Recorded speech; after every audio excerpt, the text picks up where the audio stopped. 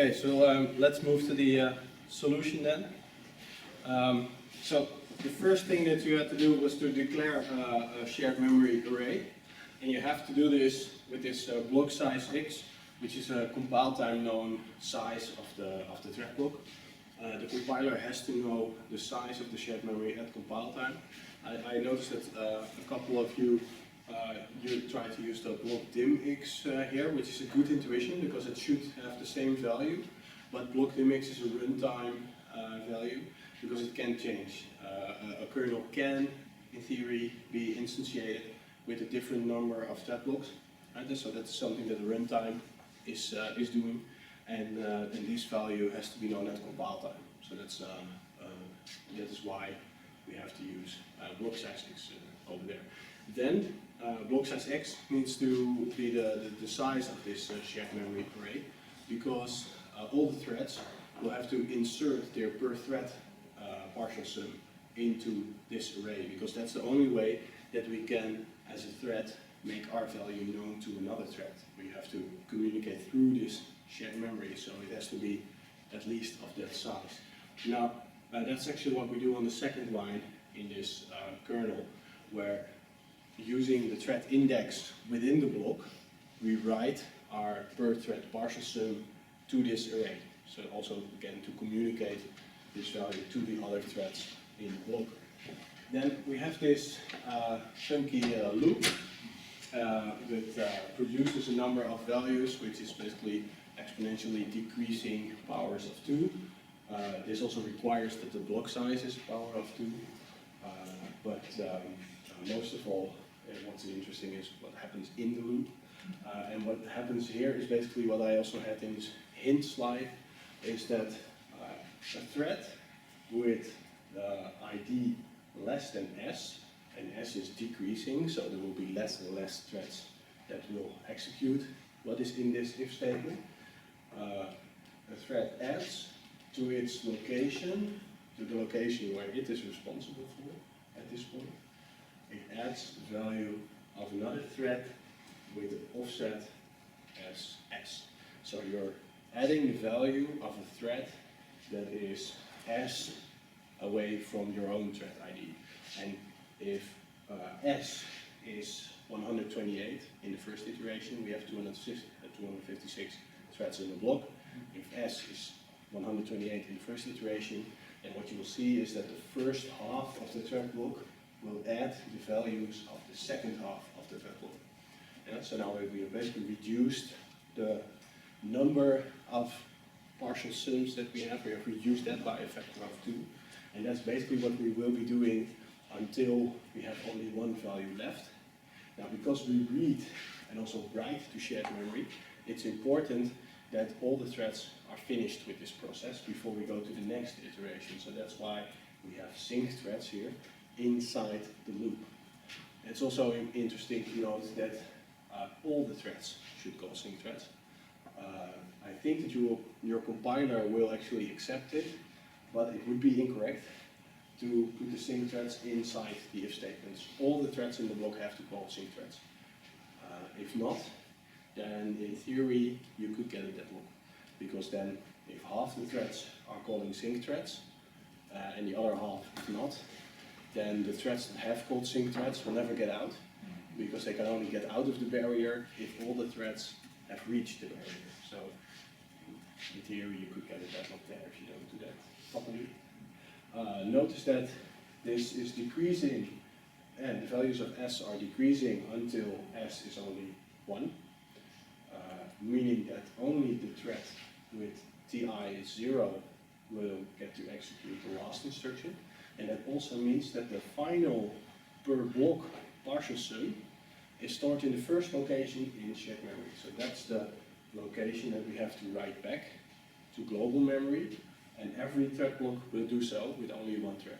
So only one thread from each thread block writes back this per block partial sum into the out array, and then the second kernel will come and reduce all those per block partial sums into a single sum, because it runs with a single thread block. Any questions about this? Okay. There is also a super secret Git branch that's called solution. So you can stash or commit your own edits, and you can type git checkout solution to actually get the solution in your Git repository, and so that you can inspect it from there as well. But you can of course also just copy from the slides.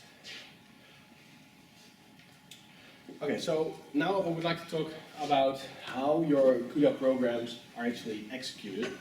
And this will be basically a mix of different things. We'll talk about compilation, about the hardware, and stuff like that. So we start with compilation. We have a CUDA program consisting of a device and host part. The host part will just be compiled like any other kernel, but the device part will be compiled by the NVIDIA compiler. First, it is compiled into the PTX architecture. This is an assembly level language. It's actually still quite readable, much better than what comes after it, because then it's compiled into what is called SAS, and SAS is even more like a machine language, and that is even compiled again, still on the host, into the bytecode that in the end will be uploaded to the device. This bytecode is then also at runtime compiled again by the driver into the current machine architecture that's actually used by the GPU. So what's most important from this is that you should remember that we are, as programmers, we are writing CUDA programs, and basically we are programming against a compiler. You never program the hardware directly. There are many different compilation steps in between. And it's actually still possible to inspect the PTX that the compiler has generated from your code.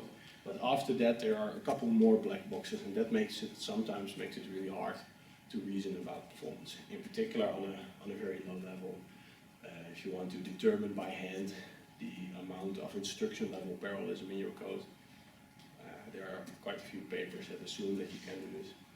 But I think it's impossible to make any hard conclusions on that. There are some disassemblers available for the SAS intermediate that's on the slide, but there are lots of compilation steps in between.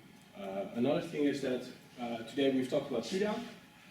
There's also OpenCL, and there's even something called OpenACC, and there's also OpenMP4, which are directive-based languages. So in that case, you have your normal program inside a language like C or Fortran, and the idea of those directive-based approaches is that you just add a few directives, say like this should happen in parallel, the next for loop or the next function, and then the compiler will magically generate your kernel.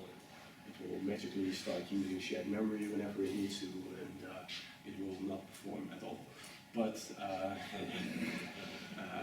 the advantage is that it also is much easier to program, and that your climate people can still program in Fortran. The obvious disadvantage is that you get terrible performance. So that's. But is terrible still better than the original? Yeah, usually a factor of 2 better than the CPU would do, Yeah. but also at a factor 3 power consumption. So yeah, usually not that good. You don't usually care about that. No. Climate change researchers, they don't care about power with this, correct? No, they don't. No, they absolutely don't. They absolutely Otherwise, they would have switched to real GPU programming. It's also one of the most inefficient I've seen. Yeah. Destroy the planets! We're using so much power! I usually say that at some point they have to correct the model for its own. Right? So they have to correct the climate model. At some point they have to the take fact the computation of the model into account into the model. Yeah. Really. So, and I'm actually not too sure on the naming scheme for OpenMP4, because getting the specification of that is close to impossible unless you want to pay for it, but that's really like as if you are a compiler constructing company and you want to buy the specification for a couple $1,000. So I'm not too sure, but I think these are the names if you ever come across a compiler that accepts OpenMP4. Anyway, how threads are executed is quite important for performance. So far we have always thought about threads, and all the threads in a CUDA kernel execute the same program. But actually, I've been lying to you, in reality threads are not executed on their own. They're executed in groups of 32 threads at a time. And these groups are called warps. And now the thing is that within a warp, all the threads execute the exact same instruction at the same time, but on different functional units. And the idea is that the context of all these threads is stored separately. So therefore, the GPU does not really need to do any context switching, right? If you have a CPU thread and another CPU thread is going to run, then all the registers of that thread need to be stored somewhere. They need to be, you have a stack pointer, well, you need to swap out with the stack pointer of the other thread. So you have a context that belongs to that CPU thread. On a GPU, all that context is already stored in parallel, so there's nothing that needs to happen to make a context switch between different threads, and even not individual threads are not even scheduled to always in groups of 32. And that's also why the GPU can switch between threads or groups of 32 threads just in a single instruction. So what the GPU will actually do, if you have 256 threads in the block, it will say, well, I'll just do one instruction of this group of 32 threads, and I'll do one instruction of this group of 32 threads, and then one instruction of this group. And the idea behind that is latency hiding. Right? So if I have a memory load, I want to load a value from global memory, that's very slow, so that will take a while. So why not, in the meantime, run an instruction from this group of 32 threads? And while they are waiting for memory, why not instruct, I'll do the next instruction from this group of 32 threads. And that's how these processors are reused. Right? We have a number of cores, but the number of threads running on them is even larger than that. Right? So we have, on the GPU, we have often 2,000 or 3,000 cores in parallel, but the number of threads running on those cores can be much higher than that even. So that gives you a little bit of an idea of how that works. One important thing there is predication, because you were thinking, well, I was able to write a program on the level of a thread. I was able to tell that this thread should go left and this thread should go right. So how does that happen then if all threads are executing the same instruction? Well, the thing is that they are executing the same instructions all the time, but they typically do that on different data. So that's why they're not all computing the same. They're doing the same instructions, but they're working on different data because they see these different values for the thread indices, for example. But also, there is predication, and that is how you handle the control flow. So if you have an if statement somewhere, and within this group of 32 threads, some threads need to actually go into the if, and another couple of threads need to go into the else, then what will actually happen is that all threads execute both the if and the else, but what happens is that part of the threads will get predicated, meaning that they basically get disabled. There's a bit mask that disables certain threads, and during an instruction that this thread is actually not supposed to execute, it will do the instruction anyway, but it won't store the result of that instruction.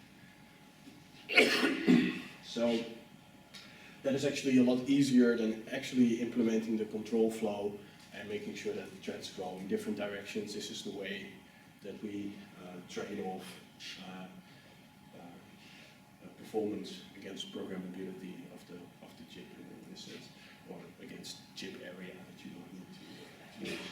So having an if on data is something that you would rather avoid on the GPU, but sometimes you cannot avoid it. Sometimes it's just inherent in your algorithm, and yeah, well, then there isn't that much that you can do about it. If you can do something about it, then please do, but if you can't, well, well, then you can't.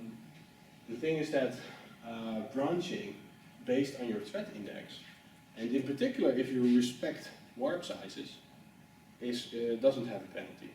Right? So that doesn't lead to duplicated instructions on which many threads are actually predicated, so you're wasting your chip, right? If you have an if statement like this, then only the first warp in the thread block will do something, and the other warps won't have to go into the if, so they also won't have to execute those paths and be predicated along the road. So yeah, I guess this is most of what I wanted to tell here.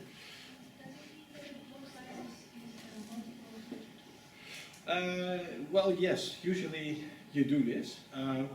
You can select a block size that is different, but what will actually happen on the hardware is that you get the nearest multiple of 32 larger than what you selected, and that those final threads will be predicated all the time. So yeah, if your program's correctness depends on it, you can do that. But yeah, performance-wise, I would try to see if I could use those threads for something useful. Yeah. So a little bit about the hardware. So the GPU is a very parallel machine, and there's lots and lots of parallel cores in there. And I want to do a bit of a bottom-up approach in explaining what the chip looks like. So I start with a core block. And this is from the Maxwell architecture. That's the architecture that you have been using today. The GTX Titan X, that is mostly in DOS, is of the Maxwell architecture. And what you see is that there is a thing called a streaming multiprocessor, and that is built up out of 4 32-core blocks. And I really like this architecture because everything is powers of 2 and nice multiples of 32 and everything. Because the 32-core block directly translates to those warps that I'm talking about, right? So on these 32 cores, a single warp can run its instruction in one cycle. And that's actually true for this architecture. You can see that there are also some special function units and also some load store units, and that there is also a register file on the block level. But typically we view the register file as if it's on the shared memory level, but the difference is marginal out. So is this number of threads within a warp then also based on this architecture, or is it? So far, the number of threads within a warp has been constant throughout all the architectures that NVIDIA has produced since the launch of CUDA in the past 10 years. But yeah, a thing needs to be said about that, because the first architectures, they did almost everything in warps. Only shared memory was accessed by 1/2 warp at the time, because there were only 16 memory banks in shared memory at the time. Today we have 32 memory banks, and everything is just executed in terms of warps. And there have been some weird architectures in between. One of the follow-up cards on the Fermi architecture, for example, had 48 cores per multiprocessor, so they also did some tricks with processing a 1/2 warp in between and stuff like that. But yeah, sometimes there are these trade-offs to use even more area in chip design. But yeah, you can really see that this 32 cores per block that relates to the warp size, definitely. Yeah. Yeah, so if you look at a streaming multiprocessor or just a multiprocessor on the GPU, this is basically what it would look like. On the level of a multiprocessor, you have the shared memory. You also have a level 1 cache, but it's not always used for all your memory. These are these blocks of 32 cores again, and there is a register file. In this case, the register file is at the block level, but in other processors, it's at the shared memory, at the streaming multiprocessor level. And what you should get from this is perhaps a bit vague at the moment, but the thing is that a thread block executes on a multiprocessor. That's a direct mapping, so to say. So if the thread block started executing on a particular multiprocessor, it will also stay there for the duration of its execution. And the resources that this multiprocessor has will be partitioned across the thread blocks that it is currently executing. That's also what my next slide is about. So this is really showing you the things that a single thread block can use, and you can also see that the shared memory is over here. So that also implies that these multiprocessors, of which we have many on the GPU, they are completely independent in a sense. And basically the only thing they share is the level 2 cache and the global memory. But and also the constant cache is also somewhere on the chip, right? But apart from that, it's those two multiprocessors are completely independent, and a thread block running on one is completely independent from a thread block running on another. So that's also why we don't have any other mechanism to communicate between threads if they are from different thread blocks, because they're running on different processors which are completely independent. And that's also reflected in the programming model. So I just said a few words about resource partitioning. It's actually the fact that these multiprocessors can execute multiple thread blocks at the same time. So the resources that they have in terms of the register file, in terms of shared memory, they have to be partitioned across the thread blocks. And so the number of thread blocks that can run on a particular multiprocessor at a particular moment in time depends on several things. How much shared memory is the thread block using, how much registers are the threads using that are in the thread block, and then the total number of registers that the thread block is using depends on this number and the size of the thread block. And then also there are also limitations into how many thread blocks a processor can run, because there are only so many slots, and also the number of threads that the processor can run. There are also only so many slots for that. So it's not the same if you have 32 blocks of size 32 and one block of size 1024. Although the total number of threads is the same, you won't get the same performance because, for example, such a multiprocessor can only run up to 16 blocks. So having such a small block size in that case would leave half of the resources of the processor underutilized. So this dynamic partitioning of the resources results in a number of thread blocks that can actually run in parallel on the GPU, and that number we also refer to as the occupancy, usually expressed in the number of warps. So that's then again the number of blocks times the number of warps within a block, which is constant for all the blocks. You have a single kernel. And that number is often used in reasoning about the performance, although it's not always that relevant. You can have a very high occupancy but very low performance. So you need more than just that. Well, a little bit about global memory access as well, because I already explained it during the transpose example. But it's good to know that not everything is cached in L1, but global memory is always cached in L2, on some GPUs also in L1. There are a couple of things you need to consider when thinking about your memory performance. One of the things is that the total number of values that you access is always in the number of warps, right? Because or threads within the warp. There is never a single thread that accesses a single value somewhere. You should always see it as a group of 32 threads that tries to access typically 32 different locations. And if those locations are next to each other in memory, then that's just a single burst read of your memory, so to say. And actually, we have a cached hierarchy. So if those values are on the same cache line, then the cached architecture will only need to fetch that cache line. And if you have a huge stride between the memory locations that you are reading, then you will access many different cache lines, and all those cache lines have to be fetched from memory. So my next slide is trying to clarify this a little bit more.